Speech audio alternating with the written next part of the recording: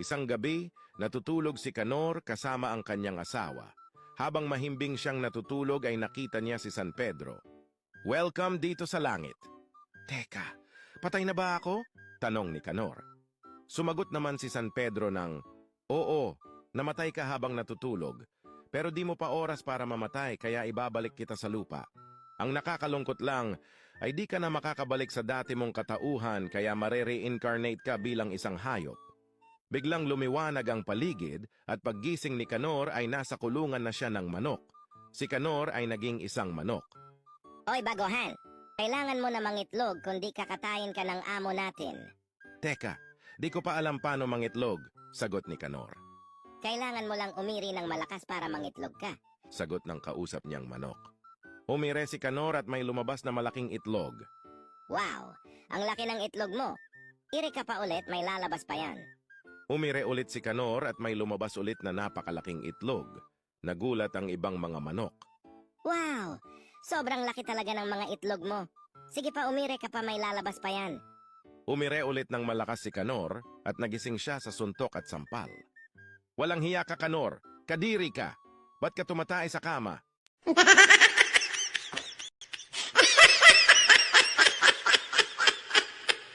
Tatlong pulis ang lumabas sa isang bar ng sobrang lasing at hilong-hilo na. Sumakay sila sa isang taxi para ihatid sila pa uwi.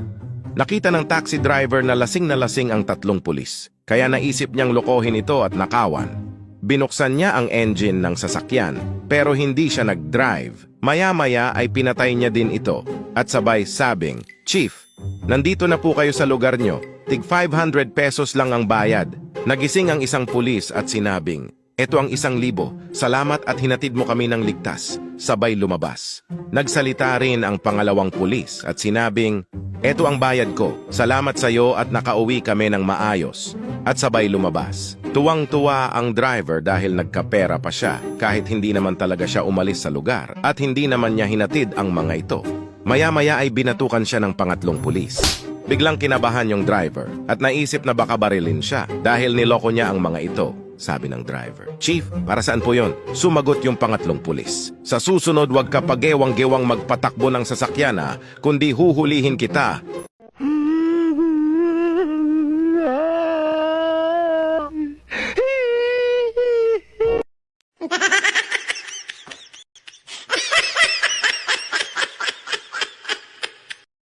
Si Allen ay nanonood ng TV at nilapitan siya ng kanyang asawa. "Mahal, pwede mo bang ayusin yung ilaw sa CR?" Napatingin si Allen sa kanyang asawa at nagsabi, "Ayusin ang ilaw. Mukha ba akong elektrisyan?" Napakamot na lang ang babae at sumagot, "Ayusin mo na lang ang pinto ng ref." "Ref, mukha ba akong repairman?" Sagot ni Allen. "Napakatamad mo talaga, Allen. Ayusin mo na nga lang yung hagdan sa labas." "Hagdan, mukha ba akong karpentero?" Pinatay ni Allen ang TV at galit na lumabas ng bahay. Makalipas ang ilang oras ay umuwi si Allen. Napansin niyang maayos na ang hagdan, okay na ang pinto ng ref, pati na din ang ilaw sa CR. Nakita niya ang kanyang asawa at nagtanong, "Mahal, sino nag-ayos ng mga to?" Inirapan siya ng kanyang asawa at nagsabi, "Paglabas mo kanina lumabas din ako at umiyak. May lalaking nakapansin sa akin at sinabi ko ang mga problema sa bahay. Sinabi ng lalaki na tutulungan niya daw ako pero may kondisyon. Ibibake ko daw siya ng cake o ikakama niya daw ako." "So, pinag-bake mo siya ng cake?" tanong ni Allen. "Cake? Mukha ba akong panadero?"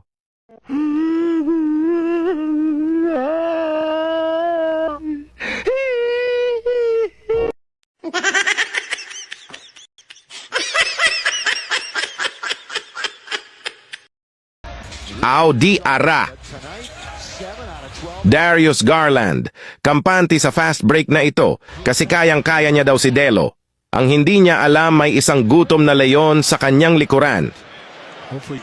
Ganyan tumapal ang mga greatest of all time. Hopefully nobody is hurt in that scenario. Right into the camera. We talked about LeBron. Si tatay na nadaganan relax na relax lang. Pero si Lebron, naipit ata ang itlog, kaya nasaktan.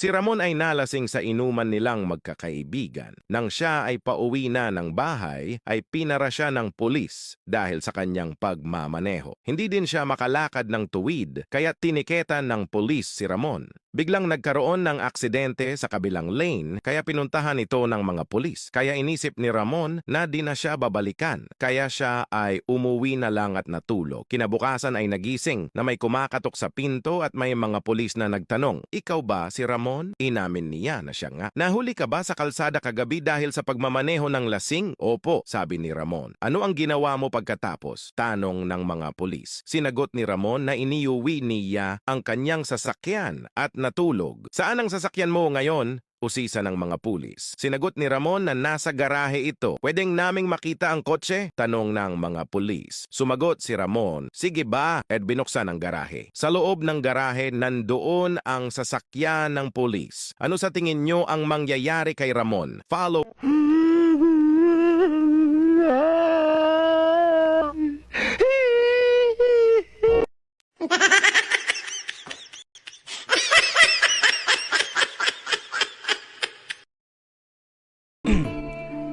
Ako nga pala si AG7.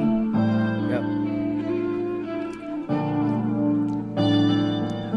Fast Squad, Rap Minds, Ashley.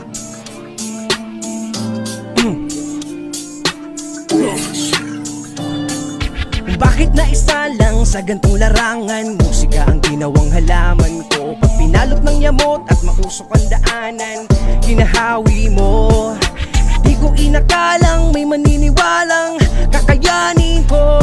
Salamat sa nag-ambagan, pamilya at kaibigan, dala ko to hanggang dulo. Next time, there no be a next time. Kaya ako sumalang, I wanna do the best time. This time, magkaroon ng highlights like a like mic. Sounds of applause in the bright light. Trumabaho ng walang reklamo. Tagulan man ay nag-aararo. Nang sa buhay hindi magsumamo. Kung madalas man ang malas ay dumapo. Nagmased sa nakita't narinig. Nag-isip kung paano bukan ng bibig. Bumanig, panaog ang daga sa dibdib. Pero di nagpadaig hanggang sa maitawid. Tumaob kung tataob, madapa kung madapa. Saluhin ng saluhin hanggang sa may mapala. Maghihintay, magtsatsaga, mamungat kilos ko't gawa. Kahit ano tatanggapin, ano man ang itinakda. Sumbat ko ay salamat na isa sa pinagpala. Tulad ko, nakatapak pa rin at naniniwala. Sibat ko ay tatama balang araw o sa hanap ko ang lugar na para sa akin nilat. Sumbat ko ay salamat na isa sa pinagpala. Tulad ko, nakatapak pa rin at naniniwala. Sibat ko ay tatama balang araw o sa hanap ko ang lugar na para sa akin nilatala.